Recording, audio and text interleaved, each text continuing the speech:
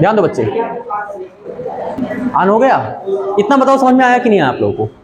नहीं समझ में आया? देखिए P बराबर क्या था, यम भी था, है ना? P दोनों पक्षों का मैंने वर्ग कर दिया, तो यह P का भी वर्ग हुआ, यम का वर्ग हुआ और V का वर्ग हो गया। फिर मैंने यहां पर क्या किया है, 2 से मैंने भाग कर दिया, दोनों पक्षों में एक क्रिया हुई है, 2 से यहां भी भाग हो गया, 2 से यहां भी भाग हो गया, तो यहां आ गया p²/2, यहां मैंने कर दिया हाफ, 1/2 कर दिया, यम v² गुणित यम का यम से होगा, ये स्क्वायर हो जाएगा। तो मेरी बात समझ में आई? तो हाफ यम v² क्या बन गया, गतिज ऊर्जा k बन गया। तो यहां पर हम लिख लेंगे p²/2 बराबर हो जाएगा हाफ यम v² के स्थान पे क्या हो जाएगा, k और गुणे यम हो जाएगा, k गुणे यम।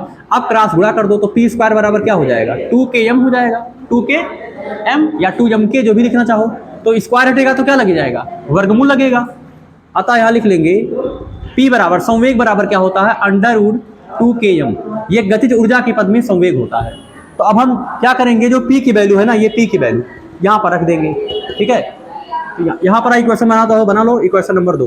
तो यहां लिख लेंगे समीकरण 2 से क्या वैल्यू आ जाएगी, वृत्ताकार पथ की त्रिज्या हो जाएगी r बराबर p के स्थान पे हो जाएगा √2km अपान हो जाएगा नीचे qb, तो ये आ जाएगा वैल्यू।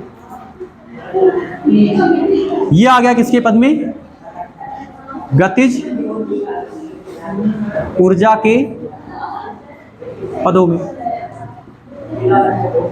बताओ यहां तक बात सबको समझ में आ गई?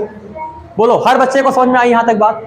बोलो बच्चे, फोन मत चलाया करो यार, कोशिश क्या करो कि फोन कम से कम चलाओ। देखो हम फोन नहीं रिसीव करते हैं, चाहे जितना इमरजेंसी हो, क्योंकि अगर पढ़ाई के समय फोन रिसीव करेंगे तो आप कहाँ देखोगे, ये समस्या होगी। r बराबर 2km अपान qb आ गया। अब आप क्या करेंगे, ध्यान दीजिएगा, इसके को हम ये मान लें कि जैसे आवेशित कण क्या है, गति कर रहा है लगातार, बाह्यचुंबकीय क्षेत्र में वृत्ताकार पथ गति कर रहा है। तो अगर कोई चीज गति कर रहा है तो क्या कर रहा है, कार्य भी तो कर रहा है। बोलो बच्चे, अगर वो कार्य कर रहा है ऐसा मान लें, तो जो किया गया कार्य होगा किसके बराबर होगा, जो किया गया कार्य होगा, ठीक है? अगर मान लो कोई आवेशित कण है और मान लीजिए कि एक जूल का कार्य कर रहा है, मान लीजिए है ना, 1 जूल का कार्य किया जाए, तो के बराबर किसके हो जाएगा, के बराबर E गुणे V हो जाएगा या Q गुणे V हो जाएगा।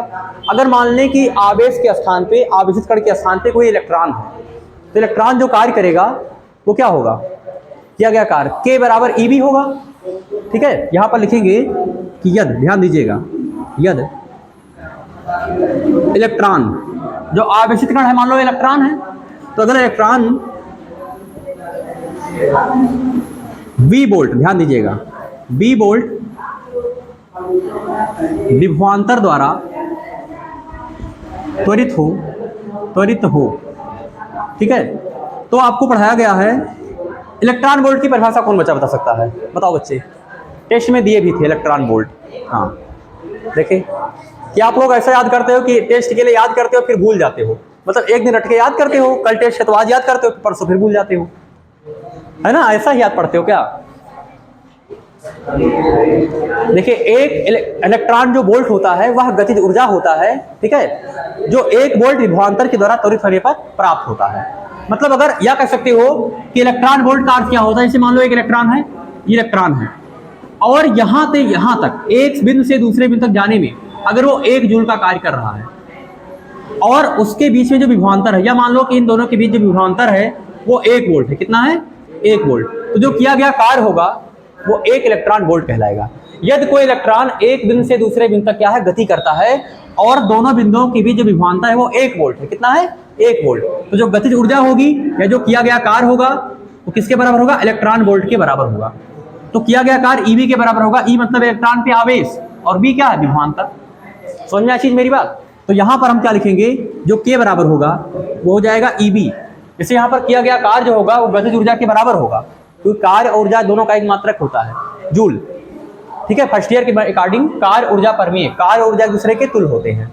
तो के बराबर क्या हो जाएगा, EV हो जाएगा। तो यहाँ पर हम लिख सकते हैं के बराबर क्या लिख देंगे, E और V कर देंगे, तो R की वैल्यू आ जाएगी, क्या आ जाएगी बताओ जरा, √, हो जाएगा 2, यहाँ अगर इलेक्ट्रॉन है तो E हो जाएगा, अगर आवेश है तो Q हो जाएगा, उसमें आप घबराइएगा मत, इलेक्ट्रॉन का पर आवेश E है, अपान क्या हो जाएगा, क्यू बी, ये वैल्यू आ जाएगी। ठीक है, अगर एक मिनट, यहाँ पर अगर हम इलेक्ट्रॉन के हैं तो यहाँ पर इलेक्ट्रॉन पे आवेश क्या हो जाएगा, ई हो जाएगा। यहाँ पर लिख लीजिएगा Q बराबर ई मैंने लिया है, मतलब जो आवेश पर जो चार्ज होता है वो ई तो होता है, तो Q बराबर ई हो जाएगा। अब इसको अगर थोड़ा सा हम सॉल्व करें तो क्या हो जाएगा बताइए, ये दोनों कैंसिल हो गए, कैसे देखिए, R बराबर क्या हो जाएगा, ध्यान समझिएगा, यहाँ पर वैल्यू हो जाएगी 2E और हो जाएगा mv। ठीक है, यहाँ पर एक चीज याद रखना, जो B है ना वो वेग नहीं है, B क्या है, विभवांतर, B क्या है, विभवांतर है, और E भी है, तो यहाँ पर E को आप ऐसा लिख लीजिए √E और गुणे √B। आप इसको भी अलग कर दी, कैसे लिख लो, √E कर दो, ऐसा करके लिख सकते हैं ना, दोनों गुणा होगा तो इसमें अंदर चला जाएगा, तो √E से √E क्या हो जाएगा, कैंसिल हो जाएगा, स्मॉल r की वैल्यू हो जाएगी √2mv अपान b। अब यहाँ v क्या है बताओ, विभवांतर, क्या है, पूरे में लगा है ना, होल रूट लगा है, विभवांतर, ये देखो पूरा लगा है, विभवांतर के पदों में, तो ये आ गया। ठीक है, इतना सबको समझ में आया। देखो वृत्ताकार पथ की त्रिज्या जो है ये संवेग के पद में है, ये गतिज ऊर्जा के पद में है, के पद में है, और ये आपका आया है विभवांतर के पदों में। ठीक है, वेरी गुड। W बराबर EV होता है, तो गतिज ऊर्जा जो होती है इसके बराबर होती है, तो चूंकि जो किया गया कार्य होगा वो गतिज ऊर्जा में बराबर होगा, तो K बराबर भी EV हम लिख सकते हैं। हाँ, नहीं वो तो परिभाषा में मैंने किया था।